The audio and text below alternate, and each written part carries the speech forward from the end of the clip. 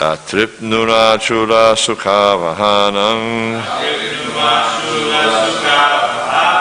Atripnuma chula sukavahanam. Tesham rite Krishna katam ritaugat. Tesham rite Krishna katam ritogat. Tesham rite Krishna katam ritogat. Atripnuma chula sukavahanam. Tesham rite Krishna katam ritogat.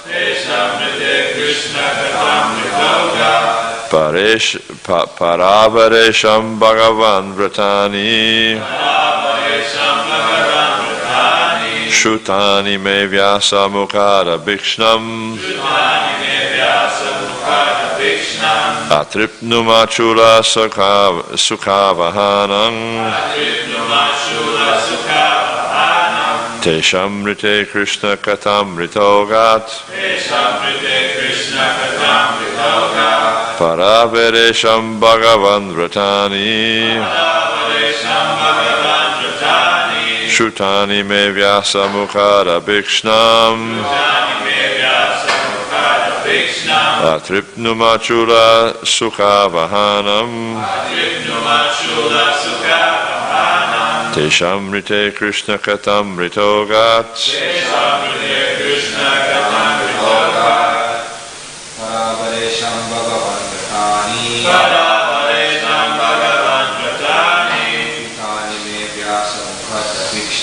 Shutani me vyasa mukara bhikshnam. Atripnuma chula sukavahanam. Tesham rite Krishna katam ritogat. Paravaresham Bhagavan Vratani.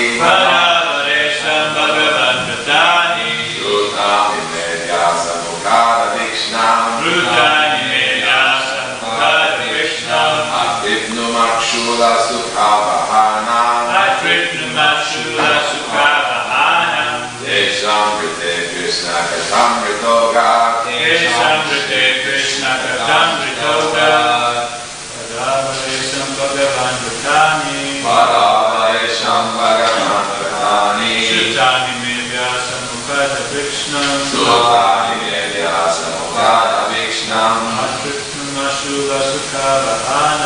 Atripnuma chula sukavahanam. Tesham rite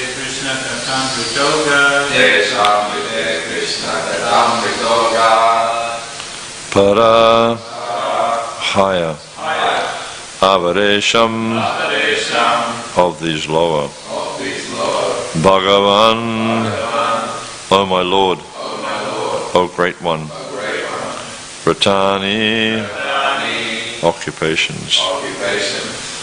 Shrutani, heard. Me, by me. Vyasa,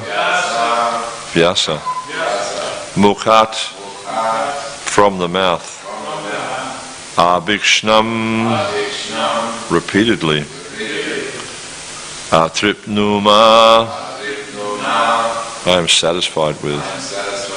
Chula, little. Sukha avahanam, that which causes happiness. Tesham, out of that. Rite, without. Krishna Kata talks about the personality of Godhead. Lord Krishna. Amrita Oghat, from the nectar. So, just in the first line it says Para Avaresha Bhagavan. And so this Bhagavan is actually referring to Maitreya Rishi. It's not referring to Krishna. And he's just, Vidura is just addressing Maitreya very respectfully. And we see that, different times in the Shastra, that the word Bhagavan is used to address a great personality. It's not always addressing Krishna, but it's addressing someone who's given their life to serving Krishna. So in the same sense, they're considered to be on a level with Krishna. Translation: O my Lord, I have repeatedly heard about these higher and lower statuses of human society from the mouth of Vyasadeva, and I am quite satiated with all these lesser subject matters and their happiness. They have not satisfied me with the nectar of topics about Krishna. Responsively, please, O my Lord, I have repeatedly heard about these higher and lower statuses of human society.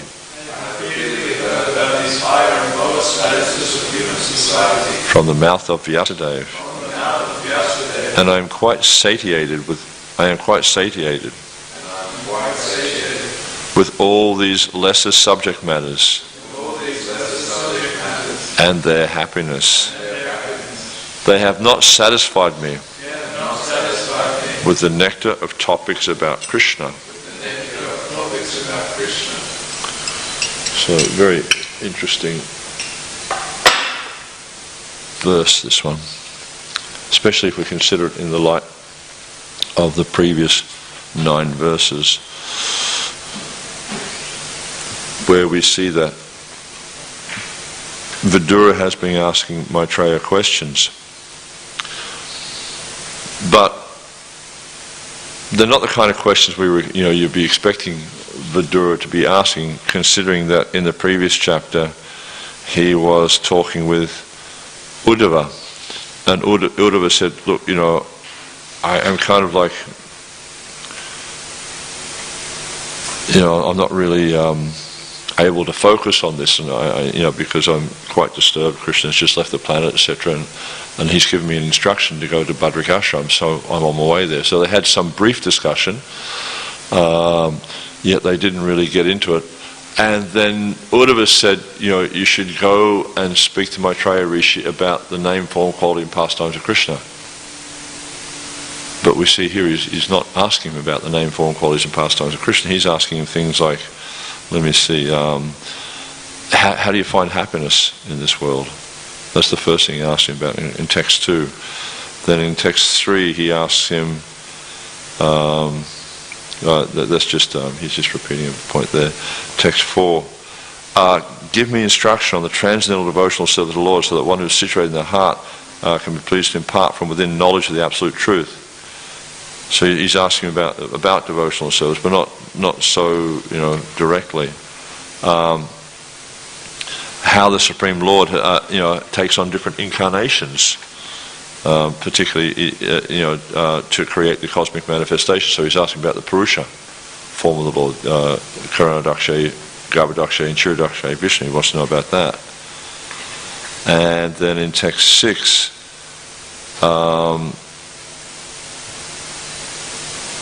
he wants to understand more about the creation and how the creation's taking place. And then he wants to know about the auspicious characteristics of the Lord and his different incarnations for the welfare of the twice-born, the cows and the demigods. And then what we got here in text 8, he wants to know about the planets and different kings and the rulers on those planets. And in the last verse, he wants to know how he's created all the different living entities and all their natures and activities and forms and things like that. So it's kind of a little bit confusing, I guess, because he's not asking what Uddhava suggested, and also because we see that Vidura is actually a great personality. And if you look in verse 1, where is it? He's addressed as, I've lost the verse. There it is. Achyuta Bhava Siddha. So, Prabhupada describes as Achyuta Bhava Siddha is one who's achieved perfection due to practice of devotional service. So that's quite a a lofty position to be in. He's being addressed here by Shukadeva Goswami as one who's achieved perfection due to practice of devotional service. Yet he's asking Uddhava all these Maitreya, all these seemingly mundane questions. So Prabhupada gives a bit of a clue to it in the 5th verse, I think. Is the 5th verse? No, what is it? The second? I can't remember. The 5th or the second? Maybe it's the 2nd verse. Yeah. So basically, Prabhupada's making the point. Oh, here it is, the second one. Yeah. So he should have only asked about the Lord, but out of natural humility, he did not immediately ask about the Lord, but inquired into a subject which would be of great importance to the common man. So he's thinking more in terms of what would be beneficial for other living entities, because the fact of it is he's already completely self-realized. He's experiencing love of Godhead. So, and he already knows all these topics anyhow, because he heard these from Vyasa and things like that. But also, interesting enough, we find that this discussion of the universe and the creation comes up quite a lot in the Bhagavatam. And it's described a little bit differently in different places. So we see, like, depending on the person who's inquiring and depending on exactly what they're asking about, the detail of what they're asking about, there's a little bit of a different description. But also, very interestingly, we see that the Acharyas explain. I'll just read. It's the same verse 2, Jiva Goswami's commentary. I'll just read a small extract from that. Therefore, Vidura requests a method for gaining qualification for knowledge for himself in 3 verses. He indicates the general condition of himself and all the people. So these first 3 verses, he's more focusing on, okay, what's the qualification for achieving knowledge? Because he wants people to understand that also, that you don't just go straight for the nectar, so to speak. You have to be qualified to understand these topics. And then Vishnu Chakravarti Thakur, he makes a really interesting statement as well. It's similar to what Prabhupada's saying, but a little bit different. He's explaining how the Lord had taught the secret of devotional service to Uddhava. And we see this is detailed in the Uddhava Gita in a lot more detail. And Uddhava is the greatest and most intimate amongst Krishna's devotees. But he didn't teach it directly to Maitreya, who was listening. So Vidura was a little bit, I'm not sure if he understands this or not. So he was kind of sounding him out to try and get an understanding of how much he knew. And so, rather than asking him questions that he couldn't answer, he thought he would try with these basic questions. And then we see in this verse here, a really important verse. He says, look, I've already heard about all this stuff from Vyasadeva, and I'm up to here with this sort of stuff. I've had enough of this kind of thing. What I really want to hear is Krishna Katha. And you'll see this verse right through to verse 16. He's emphasizing the importance of Krishna Katha. And how this is the only thing that can really satisfy the self. And we see this also is described in the beginning of the Bhagavatam, and actually many, many different parts of the Bhagavatam, describing how that only the topics of Krishna can really actually satisfy the self. What's that verse?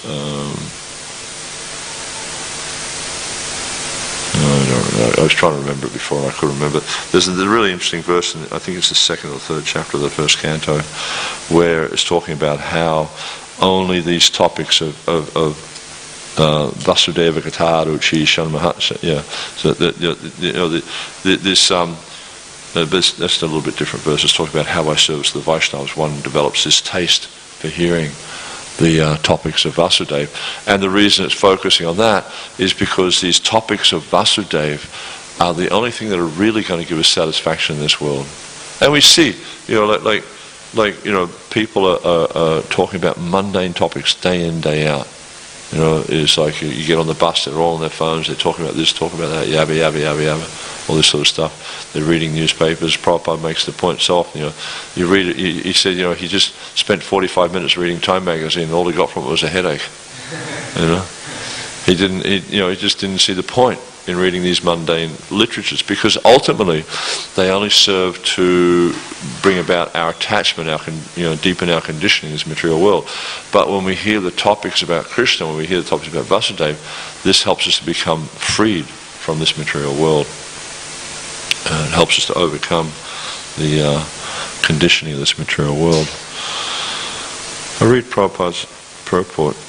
Because people are very much interested in hearing social and historical presentations, Srila Vyasadeva has compiled many books, such as the Puranas and Mahabharata. So you might think, well, why has he composed these books about these mundane subject matters? But there's a purpose behind it. These books are reading matter for the mass of people, and they were compiled with a view to reviving their God consciousness, now forgotten in the conditional life of material existence. Because that's, Vyasa being the literary incarnation of Godhead, he's not going to just write some book that's just describing, the universe and all the histories and genealogy of all these different dynasties and all this type of stuff. No, he has a purpose. And if we go back to the fifth and the sixth chapters of the first canto, Vyasa's discussion with Narad Muni, there we'll see that Vyasa was expressing dissatisfaction, because he'd written the Puranas and the Itihasas and all that sort of stuff, but he was feeling dissatisfied, and he had this intention that he wanted to reawaken the devotional service, but it was a little bit, it wasn't so direct. And he was feeling dissatisfaction, and he was discussing with Narad Muni, why am I feeling dissatisfied? And then he said, is it because I haven't directly focused on the topics of Krishna? And then Narad Muni confirmed, yes, this is why.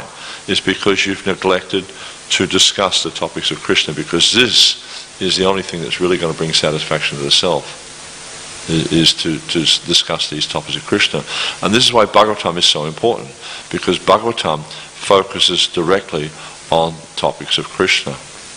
And even we see, the eighth and ninth cantos, like the eighth canto discusses a lot about the manas, the ninth canto discusses various genealogies and lines of kings and stuff like that. But we always see that it comes to the point of, and then such and such a great devotee was born in this line. So it's talking about the history of these great devotees because they connect with Krishna. So it's all also considered to be Krishna Katha.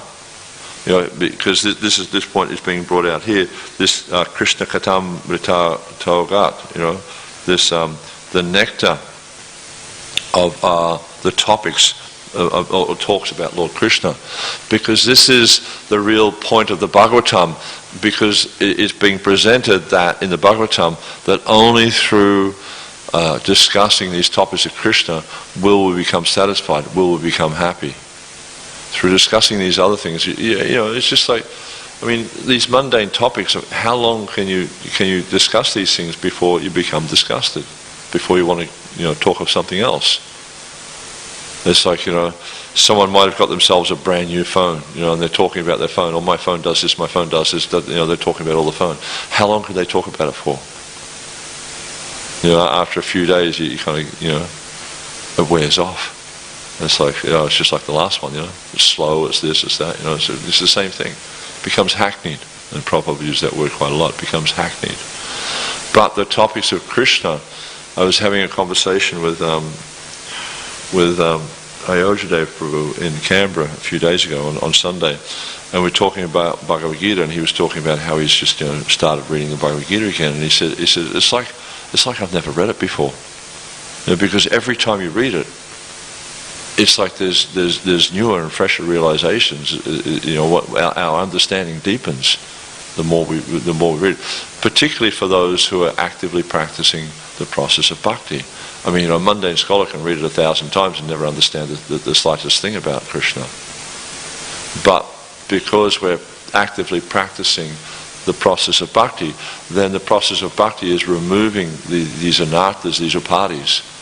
so that the false perception of self is slowly, or sometimes more rapidly, but this false perception of self is gradually being worn away, and the real identity is becoming more and more apparent. And as the real identity becomes more and more apparent, the more we read these books, the more we understand the nature of the self, the nature of Krishna. Therefore the realizations become deeper and deeper. The real purpose of such literatures is not so much to present topics of historical references, but to revive people's sense of God consciousness. For example, Mahabharata is the history of the Battle of Kurukshetra, and common people read it because it's full of topics regarding the social, political, and economic problems of human society. Because people like to hear about that sort of stuff. They want to hear about social, society, politics, all this sort of stuff. It's very interesting for them, and therefore we see Mahabharata and Ramayana very popular. But factually, the most important part of Mahabharata is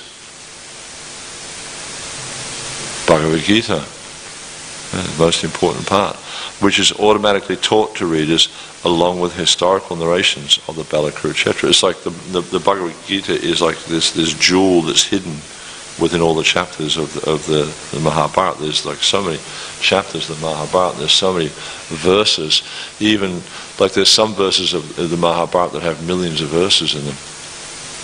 There's quite a few different versions.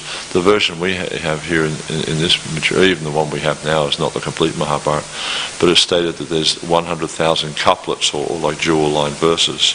So in the Mahabharata there's 100,000 verses in the one that's given for human beings. The ones we have are not so big, but that was the one that was there.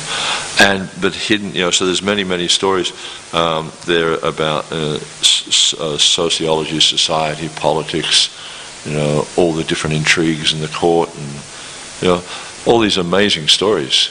And people are really enthralled to read these stories. But then they get to the chapter of the Bhagavad Gita and they read that, but they don't actually realize this is a great transcendental dialogue.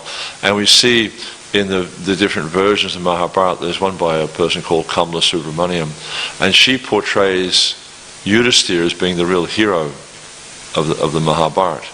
She doesn't actually, and the section of Krishna just sort of glosses over that, and that's not so important. She doesn't really understand how Krishna is actually the real hero of the Mahabharata. Vidura explained to Maitreya his position of being fully satiated with the knowledge of mundane social and political topics and having no more interest in them.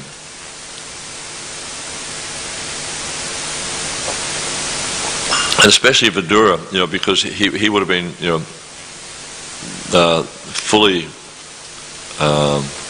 versed in the politics of court, being the brother of Dhritarashtra, and he was the well-wisher of the Kurus and that, and he was very much he was Dhritarashtra's advisor, etc. His trusted advisor actually, and so he would have seen all the nonsense that went on in the court, all the political intrigues, especially with Duryodhana and Sakuni and Karna and all that, their political intrigues. And so at one point we go back a few chapters and we'll see how Vidura, he quit home because he was insulted by Duryodhana, and he went on pilgrimage. And then when it came time for Dhritarashtra to after the Battle of Kurukshetra was complete, and it was time for Dhritarashtra to renounce and give up his attachments and pursue spiritual advancement, that then Vidura came back to guide him. And then after that, then he went again on pilgrimage, and he met with actually what happened was Duryodhana insulted him previously. Then he came back after Duryodhana was dead, and then after Dhritarashtra left, he also left, and at that point he met with Uddhava, and then he met with Maitreya. But it's not exactly sort of immediately after, but some short time after.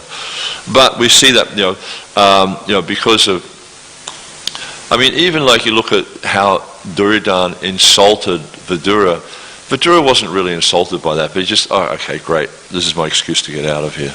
He was kind of over all the intrigues and all the politics, and he just he understood the goal of life. The goal of life was to engage in unalloyed devotional service to Krishna. So he just saw that as an excuse to focus more on the goal of life.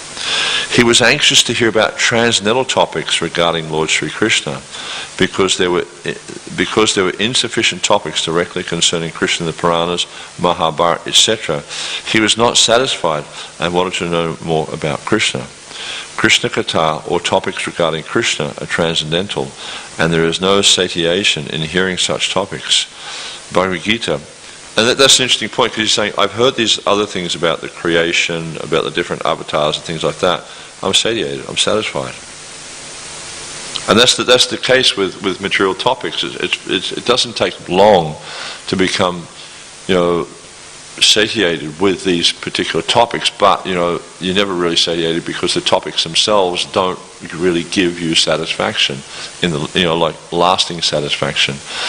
And with Krishna consciousness, it's kind of the reverse. Like material topics, you become full up with them. I've had enough of them, but I'm not really happy because I'm not really getting taste out of it. Whereas in Krishna consciousness, the opposite. I get so much taste out of the topics. I'm so enlivened by the topics, but I'm never satisfied because I want to hear more and more and more and more. Whereas in material life, you're not satisfied because you don't want to hear it anymore. It's not giving you the satisfaction you're looking for. It's the opposite. But with spiritual topics, you become fully satisfied, but you're not satisfied because you want to hear more. So it's a little bit of an interesting comparison between the two. So Krishna Katha, or topics regarding Krishna, are transcendental, and there is no satiation in hearing such topics. Bhagavad Gita is important on account of its being Krishna Katha, or speeches delivered by Lord Krishna. The story of the battle of Kurukshetra may be interesting for the mass of people, but to a person like Vidura, who is highly advanced in devotional service, only Krishna Katha, and that which is dovetailed with Krishna Katha, is interesting. So the point I was just making is that Kurukshetra is interesting because people like to hear about battles and fights and how powerful this one was. And I mean, you read the story of Bhishma, about some of the fights he had. He was just like an extraordinary personality, very, very powerful. He was an Adhirata. There were only a few Adhiratas on the battlefield. You have like Ekarata, Rata, Maharata, and Adhirata. There's a few other designations, I don't remember them all, but like an Ekarata is a person who can fight with one. A Rata can fight with a few. A Maharata can fight with 1,000. But an Adhirata can fight with unlimited. Like Bhishma was like that. Didn't matter how many people he fought with, he'd always win. Arjuna was much like that too, very much like that. Didn't matter how many people he fought with, he'd always come out victorious. Drona was a Maharata. And actually Bhishma at the start of the battle, Duryodhana came to him, he wanted to get an assessment of all the warriors, like what their strength was. And at one point he was just assessing all the different warriors on the Kauravas side, and I can't remember, I think it was Karna, and he said that he was half a Rata. And the reason he said that is because he's so vain, and he's really into himself, and he's really sort of puffed up with his idea of how great a warrior is and stuff like that. And Bhishma, he was actually trying to help Karna to see that his vanity was an obstacle for him. He was trying to help him to see that he needed to give up his vanity, but he couldn't. He was just insulted by that, and therefore he said, as long as Bhishma is on the battlefield, I won't fight. Which was Krishna's trick, because that then weakened the Kauravas, because Karna was a great warrior at some levels, but he was very vain. Therefore, he was disqualified.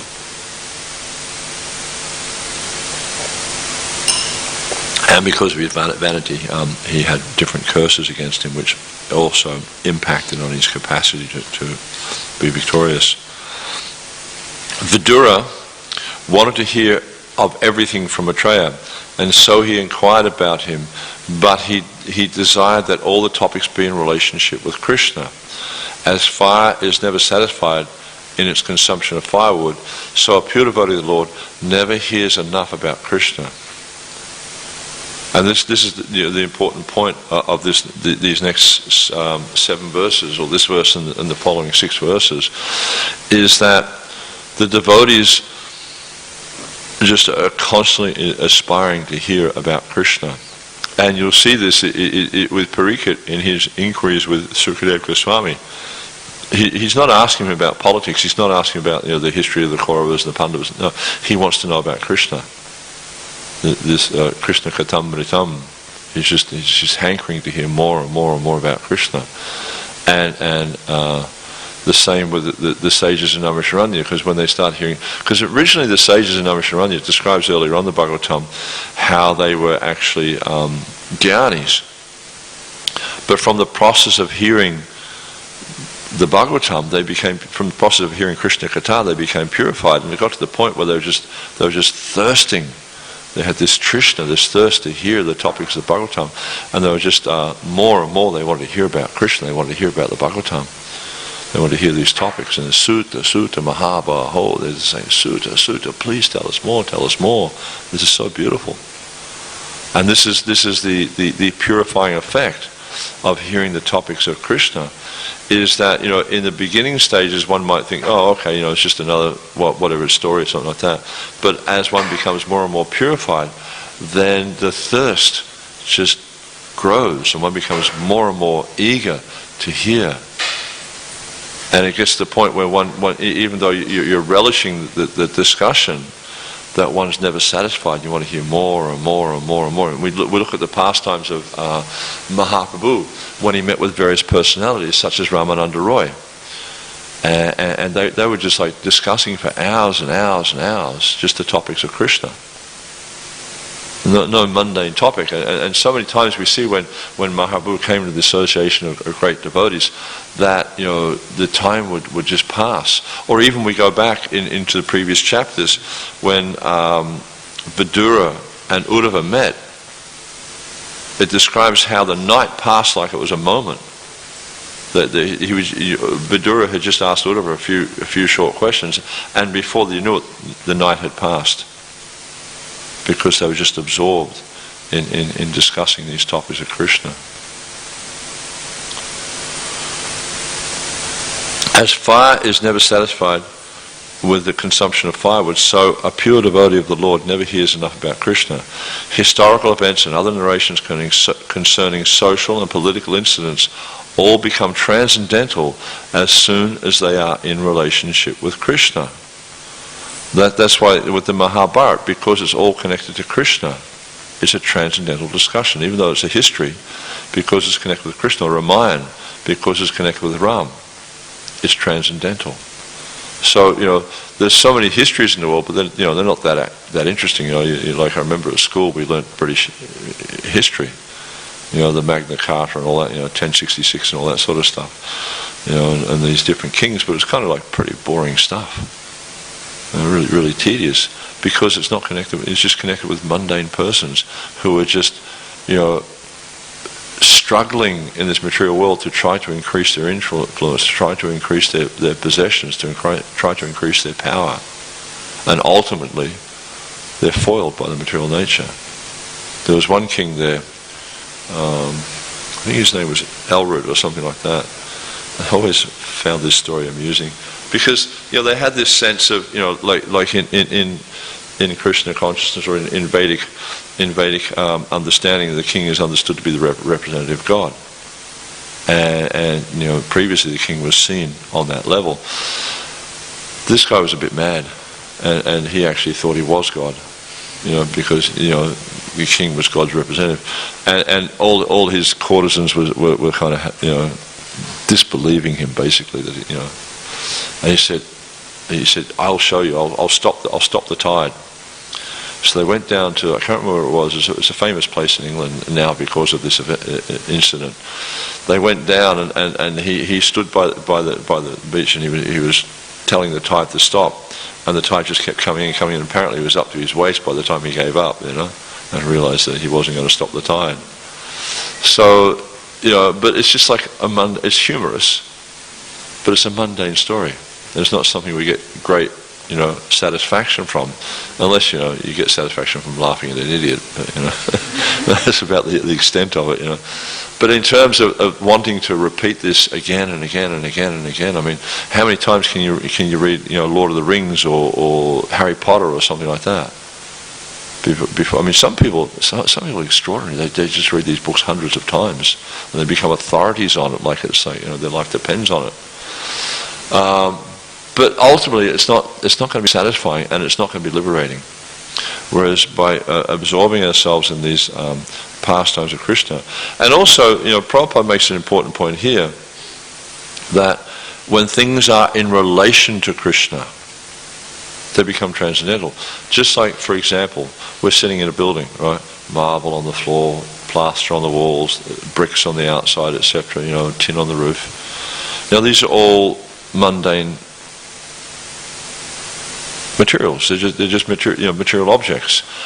But as soon as we connect it with Krishna, as soon as Gopinath came here, or prior, Gokulananda, Radha Gokulananda were here, it becomes a transcendental place, because it's all in relationship with Krishna.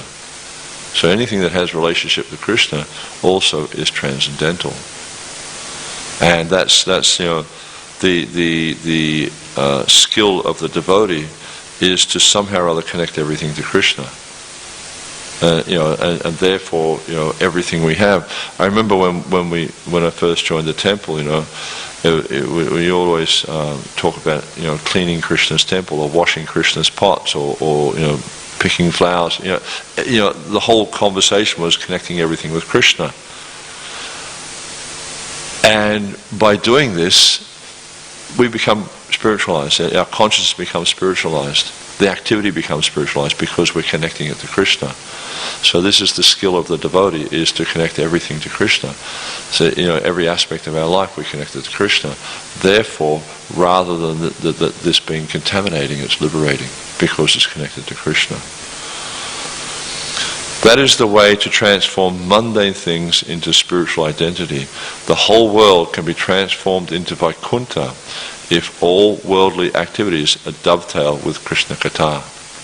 The whole world, this whole mundane world, can be transformed into Vaikuntha if we dovetail all activities, Prabhupada says all worldly activities, with Krishna Katha. Because everything you do, just like sometimes I have conversations with devotees and they talk about, you just try to be encouraging with people, just try to encourage them in their Krishna consciousness, but they say, but Prabhu, I've got a mundane job and, it's so hard. And I say, but it's mundane as long as you think it's mundane. But why are you working? What's the point of having a job? Well, to make money. Well, why do you want to make money? And you explain to them, so you pay your bills, right? So what are you paying the bills for? So you can maintain your family.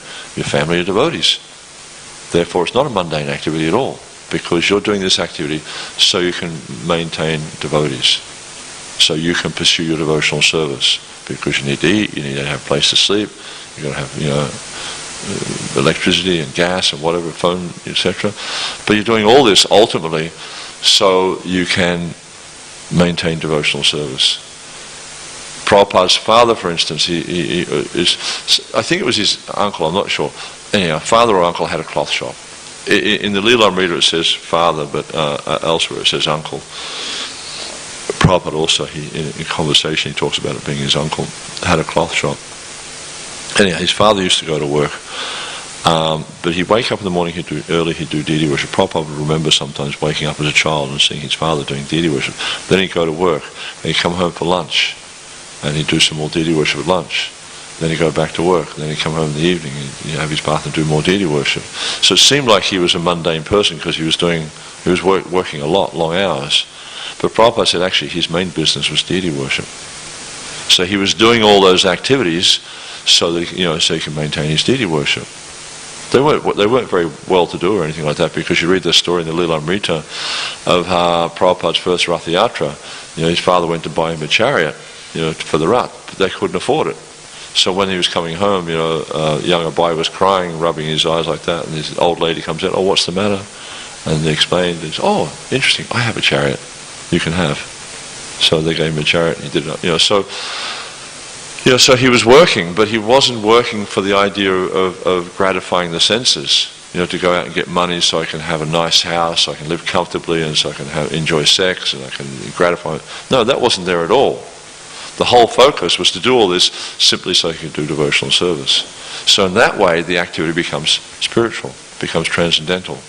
So the same with all our devotees, that they may be working or whatever, but the main focus of the activity is not sense enjoyment.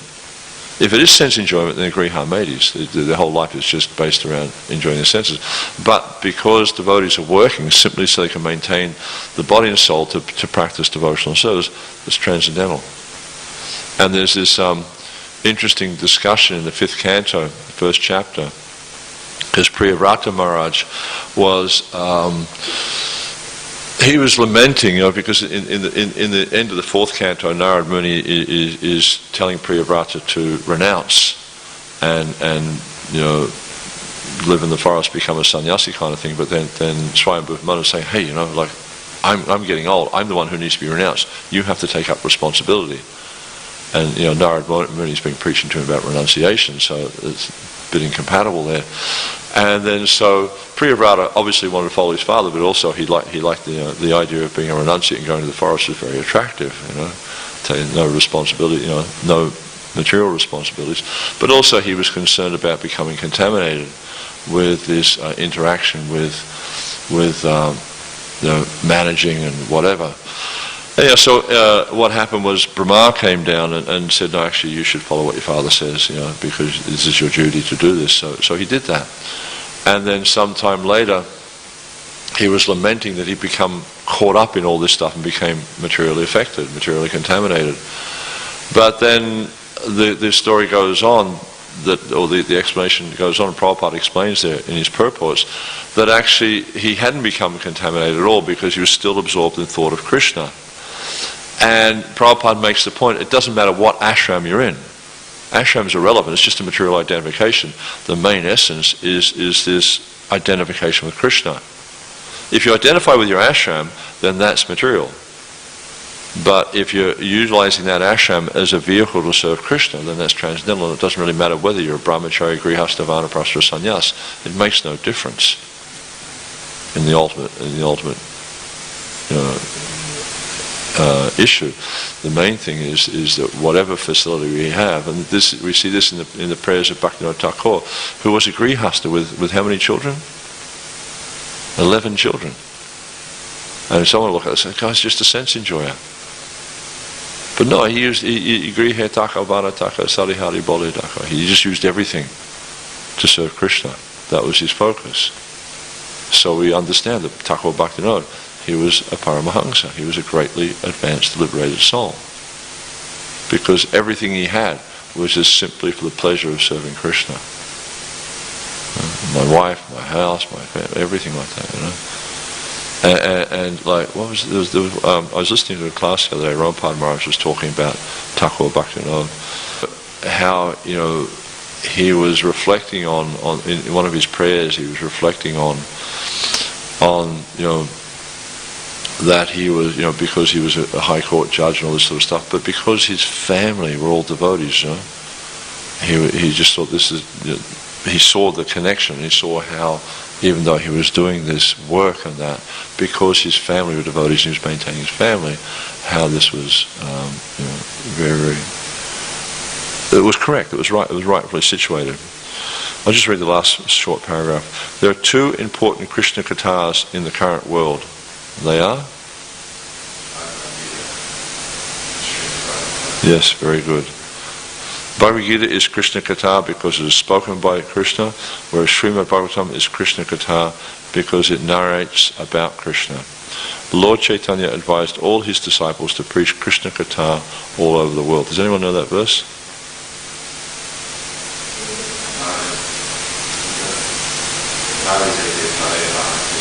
Yari Deke, Tahi Kaha, Krishna Upadesh, Amara Agai Guru, Harata Adesh. In this way, on my order, you preach the science that's given in Bhagavad Gita and Srimad Bhagavatam and become Guru and deliver the people of this land.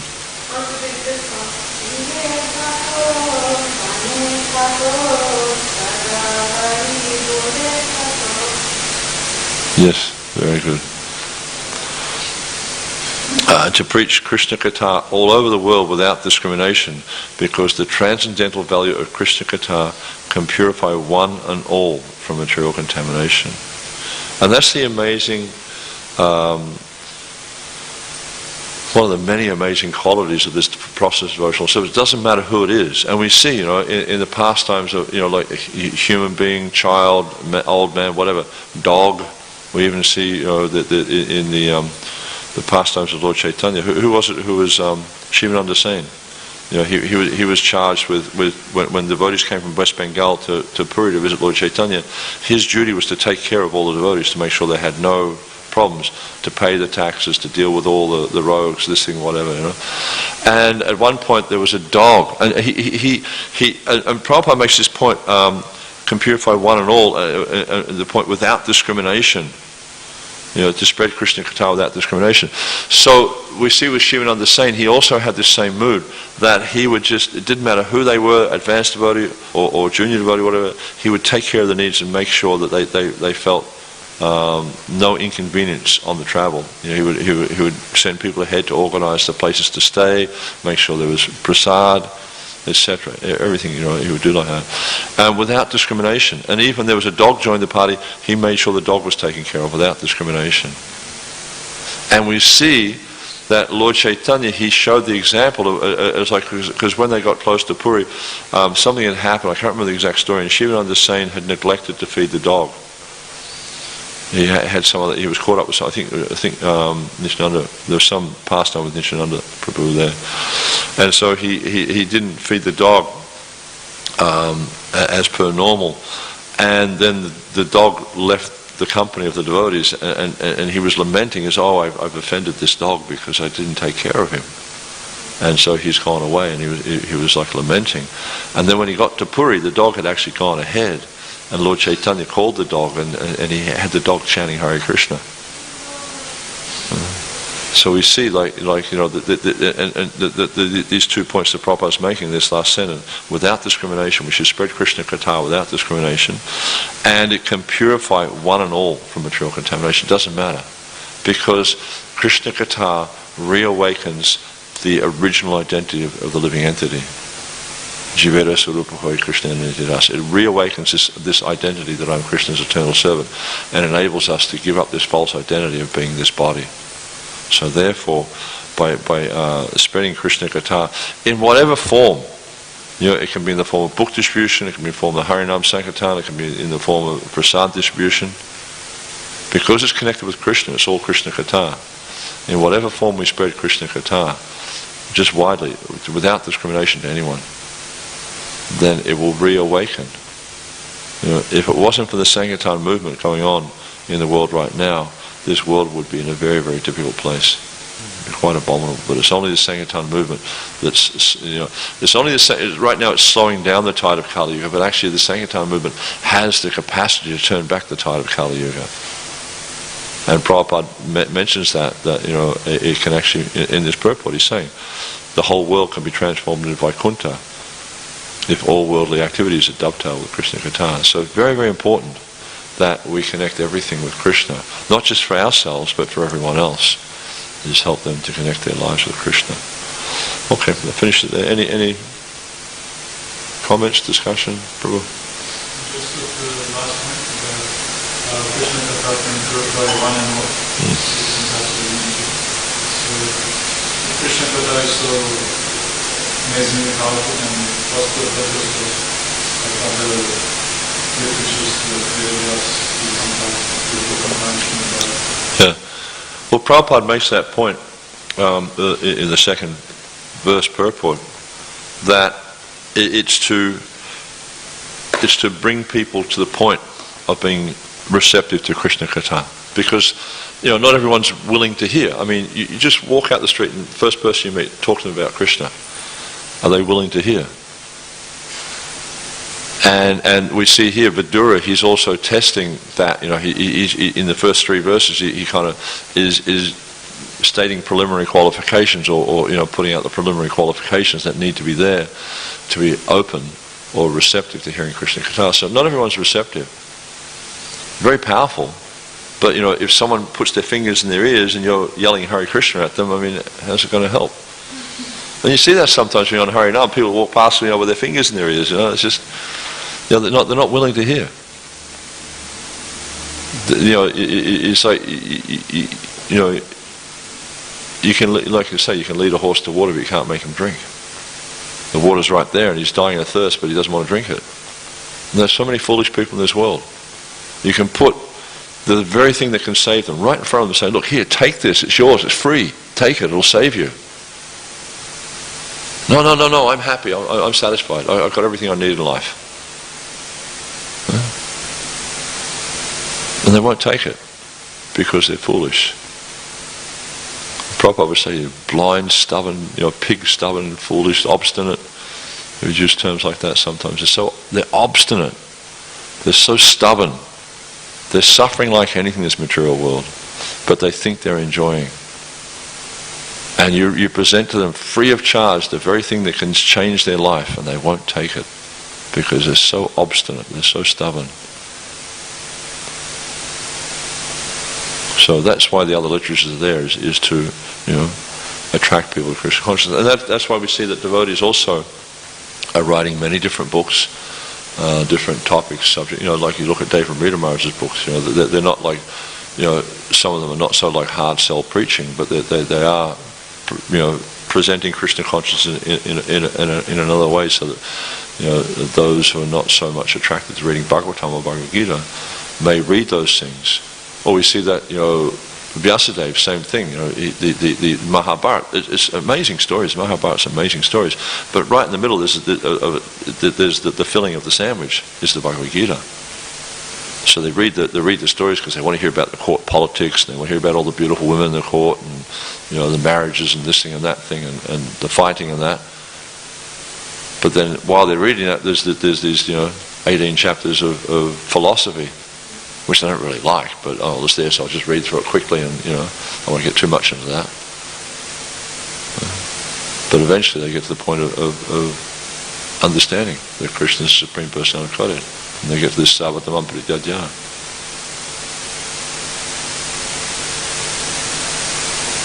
Yeah? Anything else? I have a question. It's not related to the last one, I still ask you. Sorry? That's all right. So like in Nrsimha Kavaca Prabhu like we shouldn't wear blue and red cloth. And can we get a tiara? So we can talk all that. Well, blue and red cloth, there's two answers that Prabhupada gave on it. One devotee asked him this, and he said, it's a Shastric injunction, it must be followed. Then Govinda Dasi asked him, and he said, I never follow these things. What you do with that's up to you. I don't know. I just know what Prabhupada said. In terms of like wearing tiara, I guess there's different ways of looking at it also. It's like we don't want to bring attention to ourselves. We want to give all attention to Krishna. And then some may have, like I know a devotee in, I don't know if you know the Suklas in Washington DC, Janavi Sukla. She's quite a unique personality. She's a really interesting lady, but she always dresses up, and her mood, and she's like really kind of sincere with it, is she's doing it for the pleasure of Krishna. So there's different ways of looking at it. But me personally, I don't want to bring any attention to myself. I think let's give all attention to Gopinath. So when you dress like that, then you're going to attract attention. But then I guess it depends what you do with that also. If you look at someone like Mahavishnu Maharaj, right? He's quite a unique dresser, and he's got this hat with all the the changing bodies and all this type of stuff. Now a lot of devotees struggle with that and really have a hard time with his sort of flamboyant kind of appearance. But then he says that the reason he does it is because people ask him questions about it, and then it gives him a way to preach. Although, I personally, I wouldn't do it, and I probably wouldn't encourage others to do it, but that's just one perspective on it. But as a general kind of practice, I think it is not to draw attention to ourselves. or the material body. Because also, if a man or a woman dresses themselves so they're attractive, especially to the opposite sex, then it's kind of counterproductive, really. I mean, if like you're dressed up really attractively and a young man sees you, he's not thinking of you as a devotee of Krishna. He's thinking of your body as something to enjoy, and vice versa. If a man dresses himself up really attractive, it's like. So I think you need to be mindful of that. Be mindful of the effect it has on others. I think that's very important. And this is a contemplation in the mode of goodness. Is trying to look at when you speak or when you do actions, how that's going to impact others. And this is we see this with Vidura. The questions he's asking, Prabhupada's explaining. He's asking him to see this is for others. Same with Bhagavad Gita. This was for others. Arjuna didn't need to know these things. He's an eternally liberated soul. So when we're asking, when we're talking, when we're doing things, try to reflect on, okay, if I act like this and someone else sees me acting like this, what are they going to think? And that's a contemplation in the mode of goodness. And if we try to become more habituated to thinking like that, then you'll find less and less will be influenced by the modes of passion and ignorance, and more will be influenced by the mode of goodness. And mode of goodness is then it's the transition point to go across into Vishuddhasattva. You go from Suddhasattva to Vishuddhasattva, and we see Prabhupada oftentimes would equate Shuddhasattva as being it's whereas passion and ignorance are clearly not transcendental. Don't know if I answered your question. Wonderful answer. Thank you so much. Just to this point, how is connecting Tiara Kushimini Radharani from Yoko Farm? Because we went over there last year, and then they put Tiara on Radharani, so I'm like collecting the revenues on. And they are connected. Is this my enviousness? And I just yesterday actually bought one for myself, like tiny one, but I bought it for myself. And then I'm now also saying you shouldn't buy it, you shouldn't buy it, you shouldn't buy it. I really found it to the temple and then I was just thinking, If people might think you're Radharani or something. People might think you're Radharani. No, that wasn't my thing. Just for fun. No, it's kind of natural that people want to dress themselves up because they're into the body, and they think the body's themselves. And the way to deal with that is by dressing them. And Prabhupada talks about dovetailing. By dovetailing everything with Krishna, by connecting things to Krishna, then it's just like the story of Dhruva Maharaj.